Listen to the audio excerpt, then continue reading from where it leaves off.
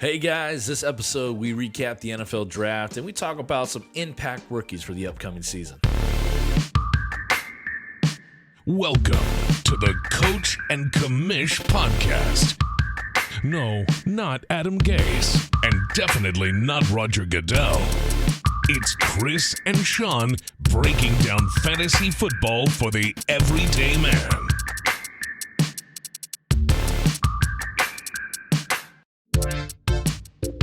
Welcome back. You're here with Coach and the Commish. And like we said, we're coming back after the NFL draft. And we got some exciting things coming along personally in our dynasty draft tomorrow. So we had to get this episode in. Also because we traded away all our picks, we could talk about rookies and not worry about anyone taking any of our advice too seriously in our own personal leagues. But before we jump into our rookie takes, Sean. Yes. Did you enjoy the NFL draft this year? After the first 5 picks, yes. Why? The trades started happening, and there was no longer defensive players coming off the board, so I got a little more excited for like the fantasy side of things.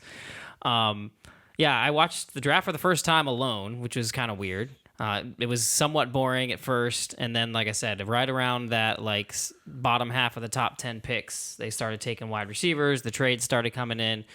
And what seemed like it was going to be a super boring draft started getting really exciting in the first round.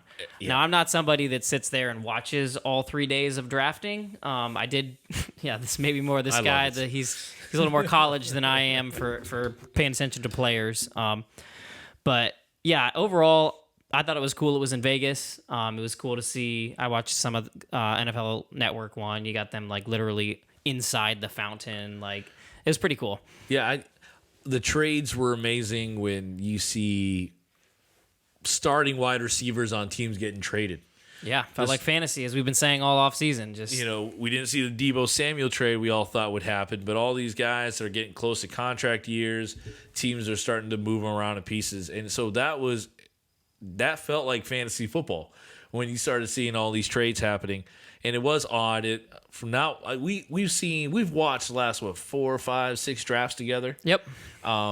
We had a buddy of ours who originally put it all together, then things didn't work out, and then we were piecing around like, hey, could you watch? I'm like, oh, no, I'm just going to stay home. But you know what we ended up doing? FaceTiming. Like me, you, and Tim. Last half, my wife's going to bed, and she's like whispering like bye to me. I'm like, I'm talking to the guy. Like, babe. Still staying up because my Vikings traded all the way back to the last pick. Yeah, that was probably one of the most entertaining parts of the draft was watching Chris tilt as his Vikings continued to trade backwards in the draft and not take these players. Yeah, why not? We want a safety. Why get the second best one? We can get the first one on our first original pick. Anyways, trade inside the division. Good job. Good job. So, talking about good jobs here, we're going to talk redraft and dynasty. That's probably our second time maybe talking dynasty on the podcast. Yeah, we're not usually a dynasty-oriented podcast, but we've been getting into it more with our local dynasty league that we created. Is this year 3? Yeah. Yeah, year 3 of it. So we feel a little more qualified to talk about the dynasty stuff, so we thought we would take the opportunity after the NFL draft to kind of have this episode. I don't know about you, but I want to be in another startup of dynasty. Now I'm loving it. They're fun. If you guys aren't in dynasty, I would take this time to encourage you. It seems overwhelming at first, but just go into it, man. It's worth it. It's so much fun to have that team that turns over every year that you continue to hold on to. It just makes the offseason a lot more fun. And if you need people to fill out that league, hit me up.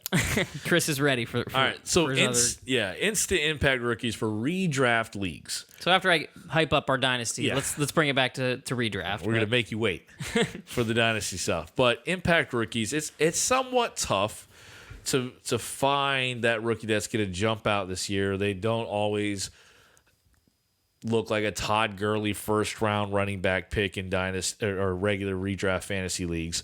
But let's talk about 2 players. I'm going to kick it over to you, Sean. This name is extremely interesting because of the situation he goes to. Who do you have as one of your impact rookies coming up? So we talked earlier about the trades in the first round, and one of those was A.J. Brown going to the Eagles, hence leaving Tennessee. And there is now this gaping hole of really no wide receiver depth on that team. They lost I say they lost Julio Jones. They never really had Julio Jones.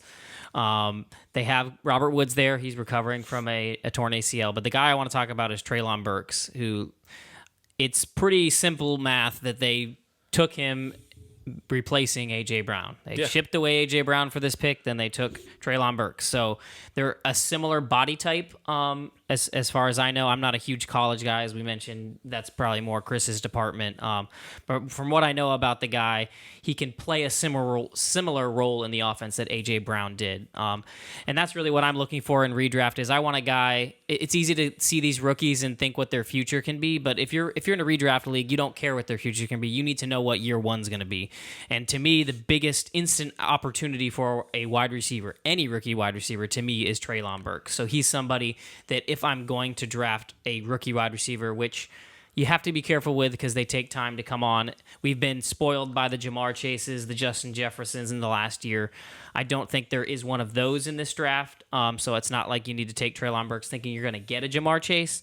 But if I'm going to pick a rookie to take a chance on, I think Treylon Burks is the guy. Okay, so I'm going to throw this over to you, this little hypothetical. What round do you think he'll start flying off? Because he is the, in fact, a wide receiver one in Tennessee. Yeah, I think there is good potential that people will agree with the kind of take I'm putting here, that he'll probably be the first rookie off the board in a redraft league. Just seeing that opportunity, thinking he can be the next A.J. Brown. I probably won't get him in a lot of rounds, but my guess is I think Jamar Chase went around the 5th round last year, and that's where I think he'll end up. People base a lot on the last season, and I think seeing a guy like Jamar Chase, a Jalen Waddle, they're going to think, I want that guy on my roster this year, and in the 5th round, I think people will take that shot. I probably am not willing until 6th or 7th. I want to establish the rest of my roster before I start taking these shots on rookie. Okay, so let me throw some names out here. All right. Treylon Burks or Rashad Bateman, who's stepping into that wide receiver one role because of another trade on draft day. So that's a hard one because they're both younger players. Rashad Bateman showed flashes, but still has not shown that he's for sure a thing in the NFL. Dang, that's close. I probably would take the shot on Treylon Burks just because I think the draft capital is high. I mean, it is higher for.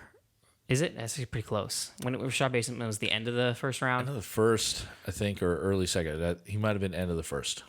Yeah. I would take the shot on Treylon Burks. I think that they're going to quickly try to get this guy involved, and I think that's where I would lean. Okay. Let's go Burks or Christian Kirk in Jacksonville. That's one where I'm going to go Burks. I know I talked down like I'm not going to take the rookies here, but taking a shot on the upside of Burks because I really do think by the end of the year he's got an opportunity to be a low-end wide receiver too. Whereas like Christian Kirk to me is his ceiling is in that area. Like I think that at that point in the draft when I'm taking my wide receivers, I'm taking upside guys. And if he is, the next A.J. Brown, then I would rather have the shot at that, whereas Christian Kirk will never be the next A.J. Brown. All right, one more before we move off because I just love seeing what you're thinking. Allen Robinson, Old Faithful, now in a new role as a wide receiver deep cut for me is someone who drafted him last year. Allen Robinson or Treylon Burks? It's really hard not to let my bias in on this one because I had a lot of faith in the guy last year and he let me down.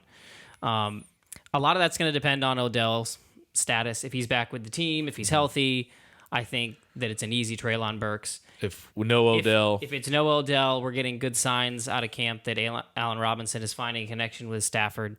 I'm probably going to go back to the well with an Allen Robinson because I think he's got something left in the tank. And in that offense, I think the wide receiver 2 is worth more than a rookie on Tennessee. Okay. All right. So, man, that was a tough one. I threw you some tough ones there, man. Yeah, put me on the spot here. So it's usually what you do to me. It's coming. I'm getting my compuber ready to ask your questions. Right, but first, tell us about the guy that you're kind of looking forward to. Yeah, so I went running backs. If you've known me over I gave him the softball here. Yeah, I'm a rookie running back guy. Redraft, dynasty. I love rookie running backs. I love young legs on my roster. And I took what I think is obviously the first rookie off the board in Breece Hall with the New York Jets. He's a 3-down back. that the Jets will use all day long to protect their young quarterback. The running backs this year in this draft wasn't extremely hyped. I mean, he's coming out of Iowa State. Yeah, not a big school. Not a big school. David Montgomery came out of there, so they produce good backs. But this guy, bigger and stronger, and still fast enough at the running back position over Michael Carter, who a lot of people are. That was going to be my question to you. What do you think is kind of the role that he will have instantly? Do you think it's a very shared backfield, or do you think because I think did they trade up to get Breece Hall? Mm-hmm. Then do you think they are going to give it all to Breece Hall at the beginning? I think they'll give it all to Breece Hall at the beginning, and Michael Carter's going to find himself as a spill guy to gadget guy. I think I agree with that. Yeah, so I think it's an obvious one. Running back 2 is the number are the numbers that I would expect out of him. The Jets' offense is still unknown, so you don't know. Is he? I would say 8 rushing touchdowns this year. Okay, as a baseline. Then the passing game, that's more on Zach Wilson than it is on Breece Hall of how much they're going to use him out of the backfield. But I can see him getting just around 1,000 yards and about 8 rushing TDs. I don't know. You might throw in 2 catch, so 1,000 yards, 10 TDs. Pretty darn good for a wide receiver or running back too. Yeah. All right. So your turn here on the spot now. All right. I'll start you with some maybe not so more difficult ones, but let's say you've got Travis Etienne. This would be kind of similar to your Rashad Bateman question to me. He's coming off the injury. We didn't get to see any of Travis Etienne. Another rookie, but he's in that Jacksonville offense, another bad offense. How are you comparing the two? The Liz Frank injury with Etienne gives me the pause, and I would go with Breece Hall. Okay, so the injury is really playing a factor. Yeah, they'd be a lot closer if not. Robinson's still in the backfield in Jacksonville with his own injury, but so it's a little crowded here where I think Breece is the obvious first guy. All right, let's go with another injured guy, J.K. Dobbins. A little more upside with this guy, but if you're in a draft, are you looking at a Breece Hall or J.K. Dobbins? Dang. Injury again, I'm going with Breece Hall.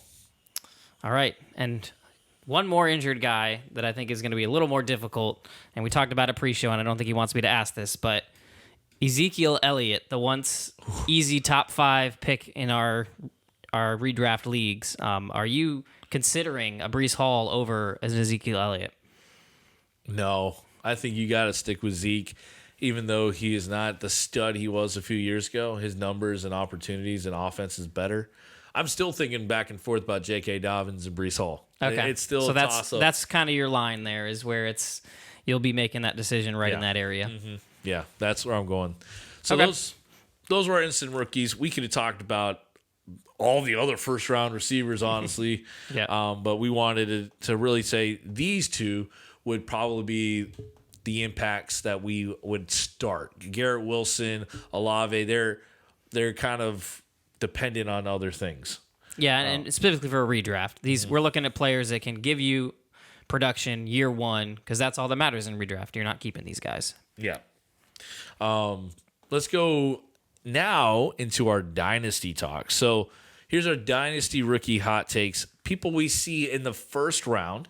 So if you're not familiar with dynasty, after your first initial startup draft, every year you're drafting the rookies, and it's usually 4 to 5 rounds of a rookie draft.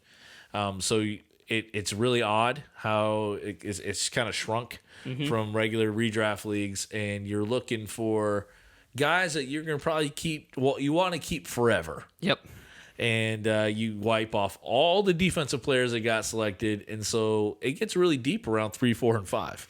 Yeah, this is really it makes it more similar to, I would say, an NFL draft, to where we're drafting like the NFL was, to where if you have a team and you have a need in a running back that you need for the future, then you're maybe taking one of these running backs over. So with this segment here, what we're kind of looking at is in that first round, who are some guys that maybe the consensus rankings may not be as high on, or we may be lower on, just some guys that are some hot takes, to where if it happened in a rookie draft, your fellow drafters might be surprised at the pick that we might make. So I'll start off with Chris here. Let's hear your guy. You got a little bit you think somebody might go a little too high. Yeah, he's going to go high. He should go high, but we'll be disappointed, I think, in Kenneth Walker out of Seattle. I love seeing backs coming out of college without so much wear and tear. And he played in the Big Ten at Michigan State. He was the only offensive weapon. And I'm worried about how long he can last in a dynasty format. Well, how many, 2-3 good years with him?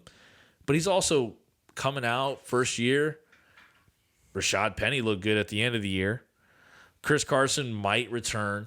And I think Seattle chose another running back in the draft as well. So it's crowded. And the team is not as good. They got a quarterback that's not in Russell Wilson there anymore. So he's going to be picked top 3, and he should, because running back value in Dynasty is important.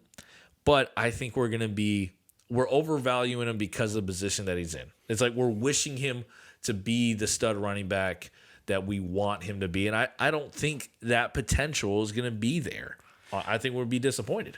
So I guess to wrap it all up, what it sounds like to me is you would have a significant tier drop between Breece Hall and Kenneth Walker. And I think some people may say that there's potential that Kenneth Walker is better than Breece Hill in his career, and you would say probably not. No. I would say Breece Hall, then a bunch of receivers, and then Kenneth Walker maybe in the back end of the first is how I would look at it. But value at RB. You're going to take them early. Yeah, this is all dependent on your team. So obviously we can say all this, but if your roster needs something, then just like an NFL team, sometimes you got to take for need. Yeah, and I love this hot take that you have. This is my guy if I still had first-round pick inside our Dynasty Little league. Background in our Dynasty League. We got about 4 or 5 teams that are really competing for the championship this year, and me and Chris are 2 of those teams. So we've shipped off our first round pick and most of our rest of our draft. Me personally, I have 0 picks in this rookie draft. So this episode is my one chance to talk rookies. So this is kind of a little free space for us to talk because we don't have any. So all of you who are in our Dynasty League and listening, you're not going to get any information that's going to help you because I don't have a first round pick. But if I did, I would be looking earlier than I think most at Christian Watson out of Green Bay, or not out of Green Bay, now in Green Bay. Out of North Dakota State. Yeah. And I'll talk more to his opportunity in the draft capital because, like I said, I don't know the college tape as much. I'll leave that to the experts to talk about. I know we were all disappointed that they didn't take a first-round wide receiver, but in the second round, this guy was looked at as potentially going in the first, so the talent is definitely there. Really, the hot take that I have is that at the end of 2 years, so 2 years from this draft, I think there's a real good possibility that Christian Watson could be the guy that everyone wanted from this draft as far as a rookie dynasty asset. You heard it here first. Now, that's not to say there's not potential for him to bomb because Aaron Rodgers, if you don't catch the ball, he's not going to throw to you. He does not give you second chances. Yeah. I think there's a possibility for that. But when I'm in a rookie draft, I'm looking for upside, and I think that he presents so much upside with being that big-bodied receiver that could be, I don't want to say he's the Devontae Adams replacement because he's not going to be Devontae Adams, but that opportunity is sitting there for him, and that's why I think he's somebody that you could take in a top 5 of a rookie draft, and I wouldn't have a problem with it, whereas most people probably are waiting till the end of that first round. Okay. Well, talking about upside here, we're going to go to our late round dynasty picks. All about upside there. And we're looking at probably 3rd to 5th round. And you guys thinking if redraft mine's like, that's kind of early. Not in rookie drafts and dynasty.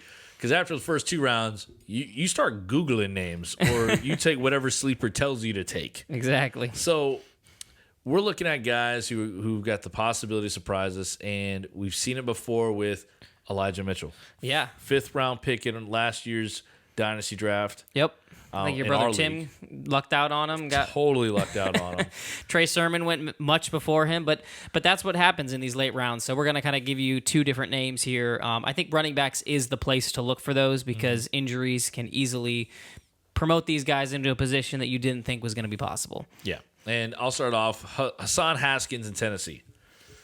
I mean, But Derrick Henry's there. What are we doing? He's behind the great Derrick Henry, but that big of a man has been injured the last 2 seasons toward the end of the season.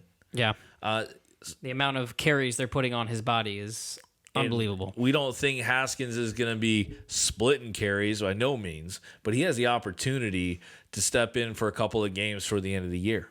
And he'll be useful to you in that capacity.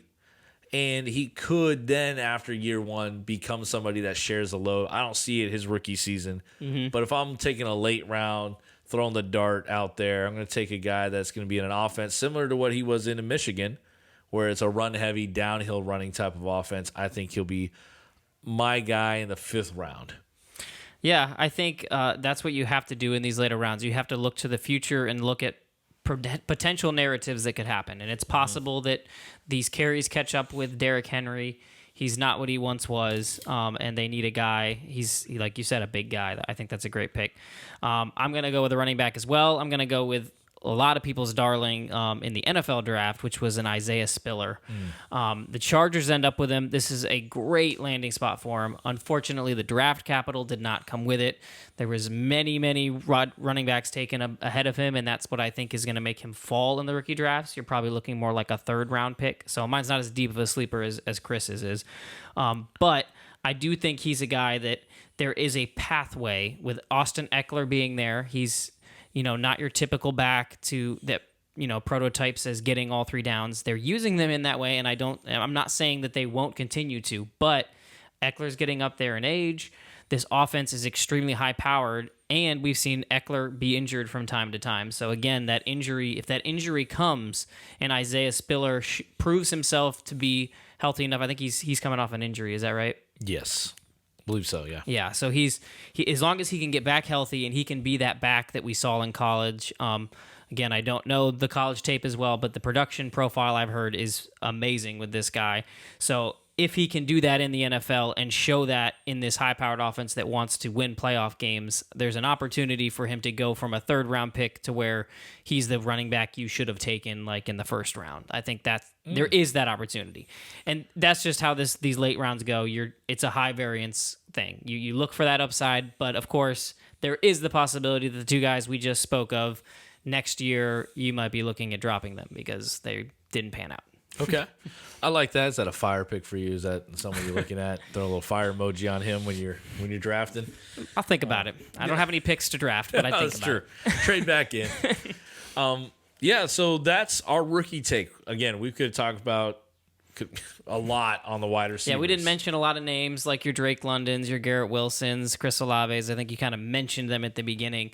But again, Dynasty's not our forte. We are definitely more versed in the redraft process. The thing that I think I would leave everyone with in the Dynasty League, it's going to sound like I'm propping up what I've done, but I really do think it's a smart thing to do, and that is to not overvalue these rookies and these Dynasty draft picks, because it becomes easy once you get into the mindset of Dynasty that I'm going to get this player forever, so they're way more valuable if I can get this 1st-round pick of this guy who's potentially got a 15-year career ahead of him, and you want to get rid of somebody like a David Montgomery who seems like he's getting towards the end, or like a Derrick Henry is a perfect example, like to where you may want to move on from a Derrick Henry, but you have to remember that these guys, they're just because they're older doesn't mean they have no value in Dynasty. So the perfect example is someone came to me asking about Robert Woods. They were interested in a Robert Woods, and that's somebody who,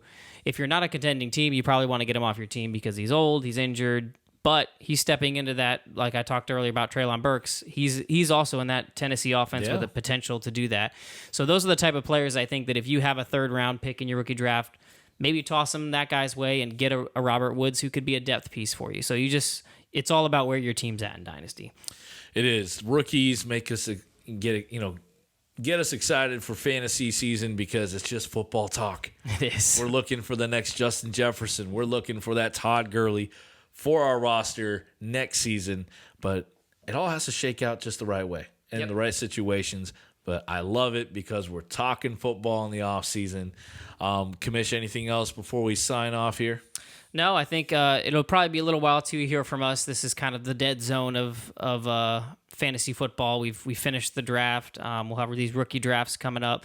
If you guys are on our Facebook page, we'd love to hear from how your rookie drafts go.